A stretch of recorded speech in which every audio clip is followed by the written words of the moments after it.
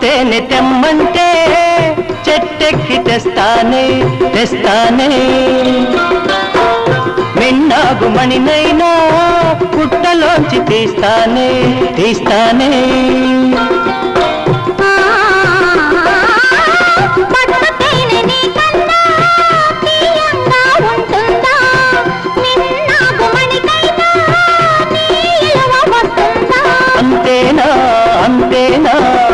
అవును